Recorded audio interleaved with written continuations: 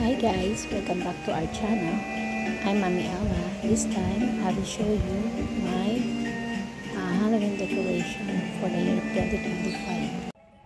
Okay, let me start to decorate my fireplace. This time, naglalagay ako ng tablecloth or table runner for the top. Yan. Then, kayo po ba nag-decorating ba kayo ng Halloween sa inyong house? Ako, favorite ko po, hobby ko po yan na mag-decorate, lalo na ang Halloween, and most especially talaga Christmas. Ang sarap sa pakiramdam na may decorate ang bahay mo, kasi kami, nakalakihan namin yan. Ang father ko ang mahilig talaga mag-decorate. Kaya abangan nyo po ang akin namang Christmas decoration for the year 2025. Yan, lagay ko na yung aking garland. Then, nice ko lang. Lalagyan ko na yan ng aking mga decoration sa ibabaw yan. Yan yung pumpkin.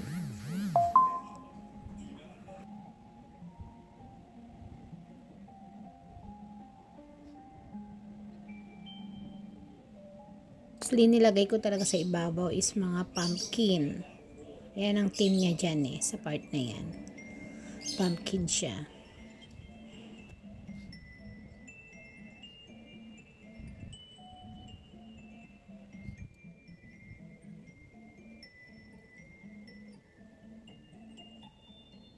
Simple lang naman ang aking decoration. Pero pag natapos, napakasarap sa pakiramdam. Lalo na pag tinititigan ko siya, nakakatuwa na nakapag-decorate na naman ako.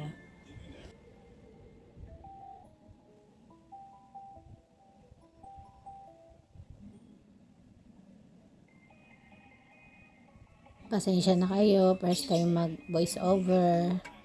Yan, nilagyan ko naman siya ng Christmas light. No, not Christmas light. LED light na violet and orange, magkasama siya. Yan ay na-order ko sa Shopee. Uy, may sumingit ang aking makulit na bunso.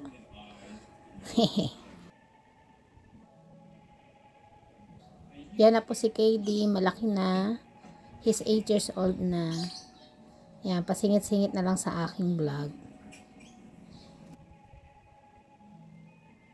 Pero talagang excited din yan. Pag magde-decorate ako, lagi akong kinukulit. Mami, decorate na ka na. Yan. Gustong-gusto niya rin yan. Nakalakihan niya na kasi. Hindi ko nga lang ma-upload yung ibang pagde-decorate ko. Diba? Pag may time, yung iba, i-upload ko na lang kahit late na siya. Nakalipas sa taon na siya. This time naman, ang aking i-decorate yung aking side table.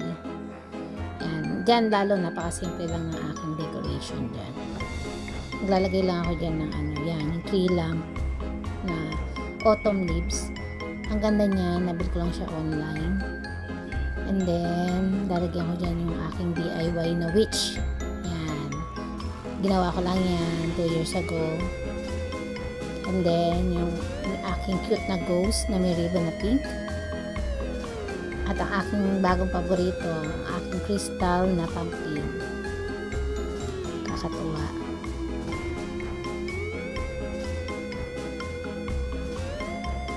Then, maglalagay naman ako ng aking mga maliliit na crochet na pumpkin. Yan, ako rin ang gumawa niyan. Pinochet ko siya 2 years ago din. Yan, nakakatuwa. Yan na siya. Ganyan na siya kasimple.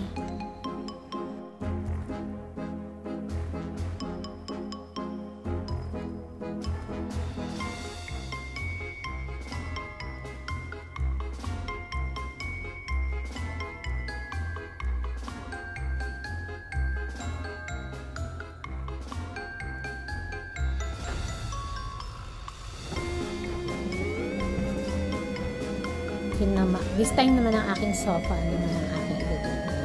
Konti lang naman to. Yan, pillow na may pillowcase na Halloween. And then yan, yung aking malaking pumpkin, dalawa. Crochet ko din yan. Ako ang crochet niya. Tapos ito, nabili ko sa Temu na maliit na kumot na pang Halloween din. Yan, ganyan na siya. Tapos na. Yan, this time, eto na yung kabuuan niya. Tapos na siya. Diba? Simple lang naman siya. Mostly orange color yan. Aking side table. Yung aking fireplace. Yan. Yan ang kanyang decorate. Napakasimple lang. Pero nakaka-proud na yan. Sarap sa pakiramdam.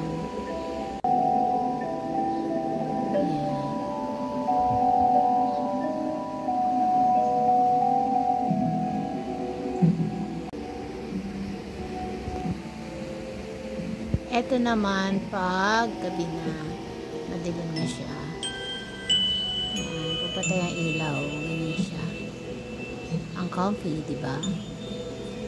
Sarap lang manood ng TV, ng movie.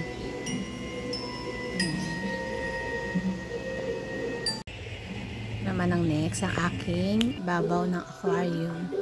Tsaka yung aking coffee table, coffee bar. Yan na aking i-decorate.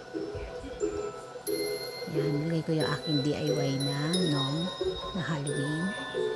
Then yung aking candle. Tapos, yung aking mini Christmas tree na may ornament. And 2-in-1 na yan ornament and LED light na pumpkin.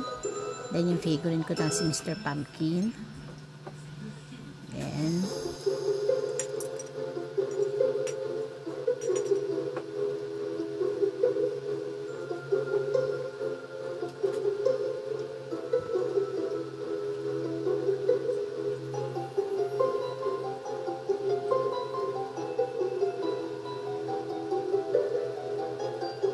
yan. Dito naman po, ang team nito is medyo dark lang. Dark. Yan. Mga skull na pinapatong-patong ko lang. Then, mga haunted house. Yan ang nilagay ko dyan. Very simple lang din po. Yan. Yan.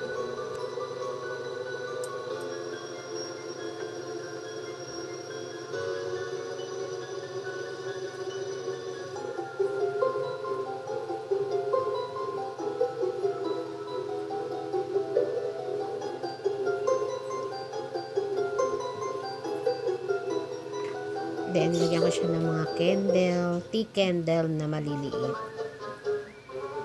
Yan. Color red and yellow. Warm white. Yan, mas maganda siya. Yan, ang aking diamond painting. Diba ang cute?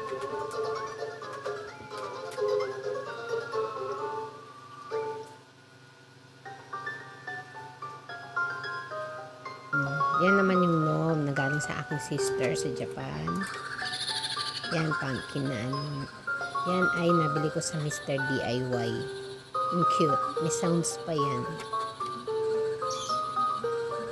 Yan, konting decorate lang dyan sa cabinet.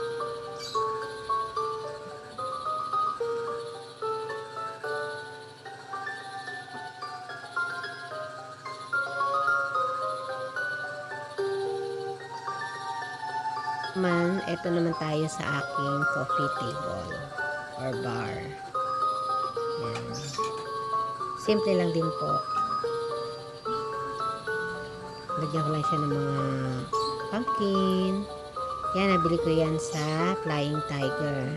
Yung mug na may straw na Huggies pumpkin. Tapos yan. Yan, sa Flying Tiger ko yung nabili yan. Yung anong yan. Roll na yan. Pero yung pinaka-candle niyan, matagal ko na nabili sa ano yan. Sa, hindi ko maalala ko siya nabili. Yan. Ganyan lang siya. Napaka-simple lang po.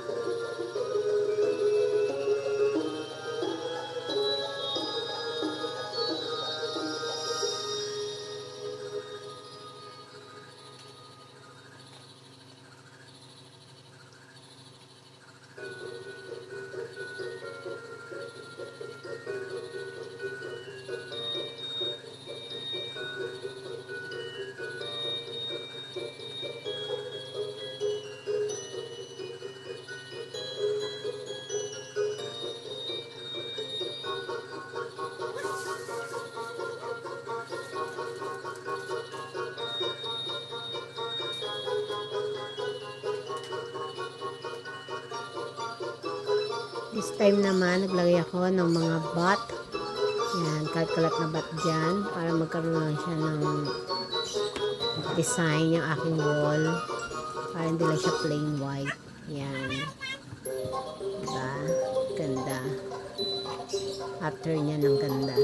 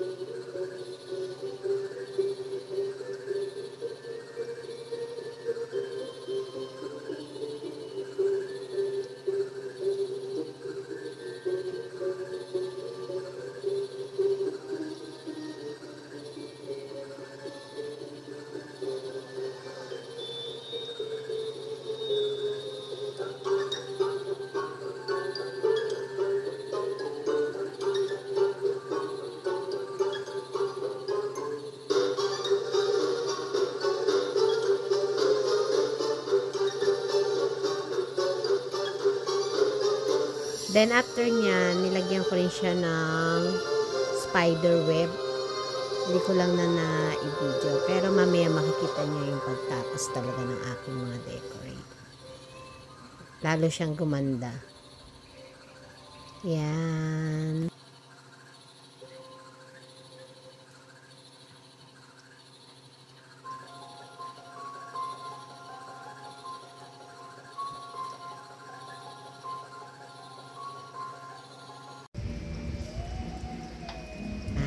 Ito na po yung finish.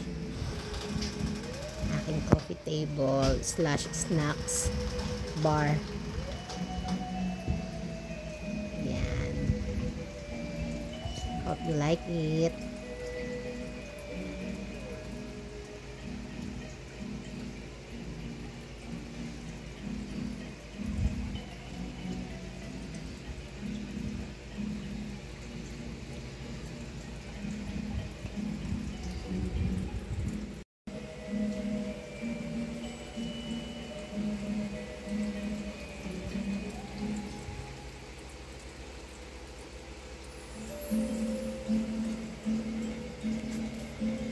Kaya po yung sinasabi ko mga spider web, nilagayan ko siya. Diba? Ang ganda rin na effect. Nagmukha siyang hollow. Yan. Yan yung aking ibabaw ng aquarium. Yan po. That's all.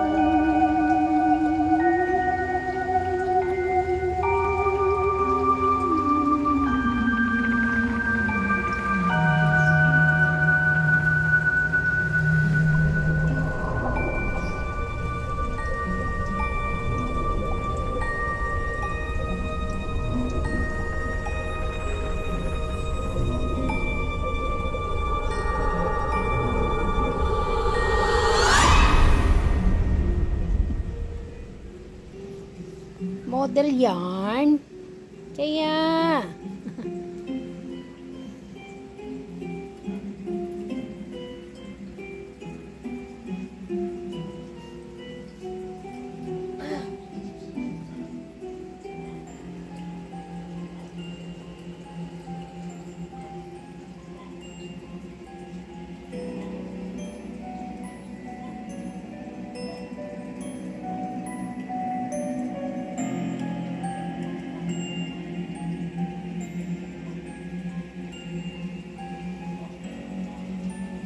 that's all.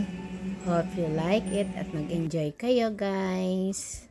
Yan naman yung aking front door. Nilagyan ko lang din siya ng ganyan. Yan. Yan. Sana nagustuhan nyo. Don't forget to like and subscribe. See you on my next videos. Bye.